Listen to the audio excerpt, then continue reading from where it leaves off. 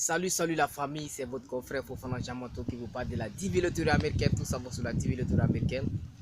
Ce soir, je suis content, très ravi d'être encore devant vous pour faire cette vidéo. Et je tiens à préciser que depuis ce matin, j'avais publié une vidéo concernant le Visa Bulletin.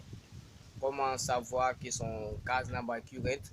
Je vous encourage, je vous motive à aller regarder cette vidéo. Surtout, ceux qui regardent la vidéo, prenez le temps de liker. Ça ne vous prend même pas une petite minute ou bien des secondes. Likez la vidéo. S'il le faut, partager, commenter et mettez des questions que vous n'avez pas compris lors de mon exposé de la vidéo. Si vous n'avez pas compris des parties, posez les questions dans les commentaires. Je vais me faire le devoir de vous répondre. Donc, dans cette vidéo, nous allons parler d'un thème ou d'un sujet au fait qui n'est pas trop à la mode dans le processus de la TV Loterie, mais qui est aujourd'hui un sujet qui peut bloquer beaucoup de personnes lors de l'interview. Et le thème c'est quoi? Ça c'est que vous êtes sur la chaîne Jamato Fofana ou bien @Jean TV Loterie USA. Donc ça c'est que je suis sur au moins 4 plateformes, sur la page TV Loterie 2023 US sur Facebook, dans le groupe TV Loterie 2024 US sur Facebook. Et sur WhatsApp, vous me retrouvez dans le groupe DV Loterie 2024 US. Sur Telegram, le même nom du même groupe DV Loterie 2024 US. Et sur YouTube, j'ai ma chaîne YouTube. Donc sur les autres plateformes, nous sommes cofondateurs. Nous avons été 2 personnes qui avons mis en place ces plateformes. Mais sur YouTube, je suis l'unique fondateur pour l'instant. Maintenant, la fameuse question qui n'est pas à la mode dans le processus de la TV Loterie, mais qui peut être un piège lors de l'interview, c'est quoi? Est-ce que je dois me marier avant mon inscription ou bien est-ce que je dois me marier après mon inscription? Je vais vous donner les avantages, les conséquences, mais ça va dépendre de votre compréhension. Tous les deux sont bons. Se marier avant l'inscription ou se marier après l'inscription. Tous les deux sont bons dans le cadre où, lorsque vous jouez étant marié, ça veut dire que avant l'inscription, vous êtes marié. Si je dis bien vous êtes marié, ça veut dire ceux qui sont mariés légalement devant les autorités de leur pays. Ça veut dire devant la mairie. Ce n'est pas les mariages coutumiers ou bien les mariages religieux. J'affirme le mariage reconnu légalement par les autorités de votre État. Ça veut dire par la commune dans laquelle vous vivez. Vous n'êtes pas de célébrer votre mariage dans une commune à la mairie. C'est les mariages dans lesquels que je parle. C'est des mariages pareils que je parle. Donc, par exemple, je prends un monsieur X. Il est marié en jouant. Ou bien, il veut se marier. Maintenant, lui veut jouer à la TV Loterie. Et on sait que chaque année, on joue à la TV Loterie entre le début novembre et ça prend fait début octobre et ça prend fait début novembre. Je tiens à répondre à la question des gens qui viennent me poser la question: quel est le jour de la sortie des résultats au cours de la DV 2024? La DV 2024, c'est la DV dont les inscriptions se sont effectuées en 2022. Plus précisément, c'était entre le 5 octobre au 8 novembre.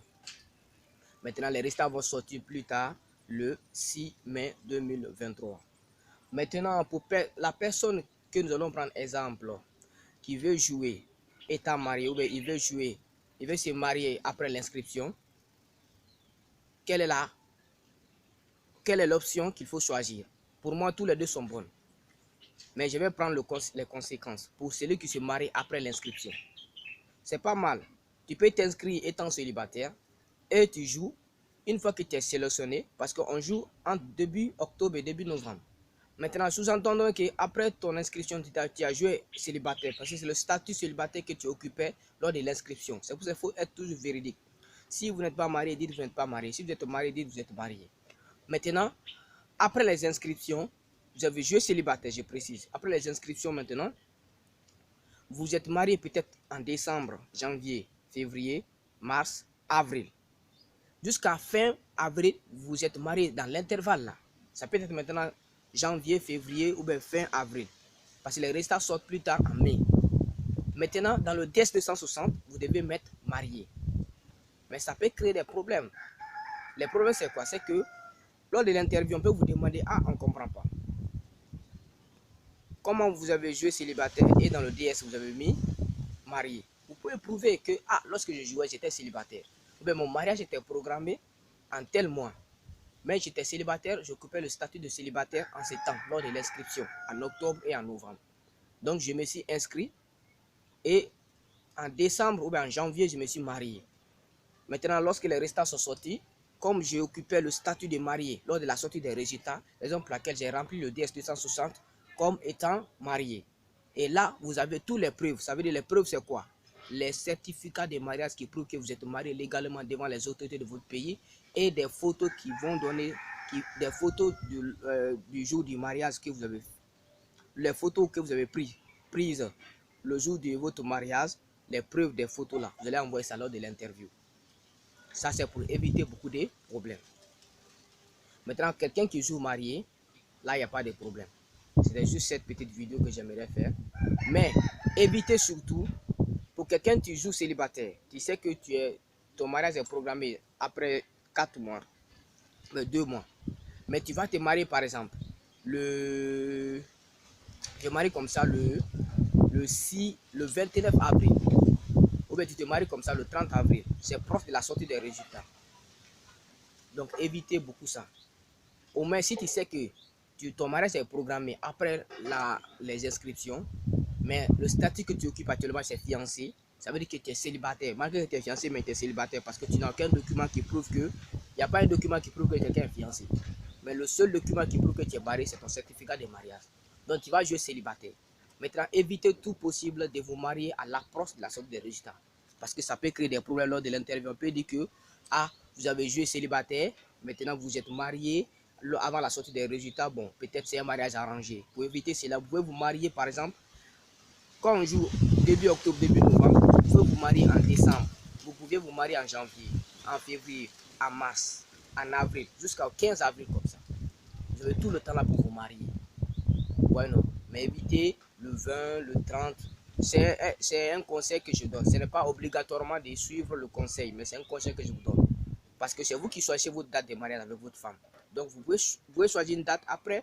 Si vous avez réfléchi, que vous voyez que vous avez joué lors de l'inscription célibataire, vous pouvez changer la date de votre mariage à rapprocher un peu au début avril. Si c'est dans le mois d'avril, vous avez prévu pour vous marier, rapprochez votre date au début avril. Et si c'était fin avril, vous annulez cela.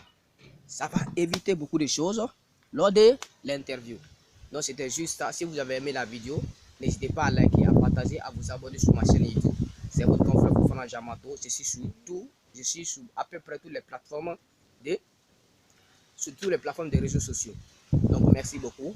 Et surtout, je vous en prie, abonnez-vous à la chaîne YouTube Jamato Fofana ou bien @Jean DV Lotoré USA. Abonnez-vous surtout à la chaîne. Nous sommes actuellement à la recherche des 1000 abonnés. Donc je compte sur vous, surtout likez la vidéo, partagez la vidéo et abonnez-vous. Merci.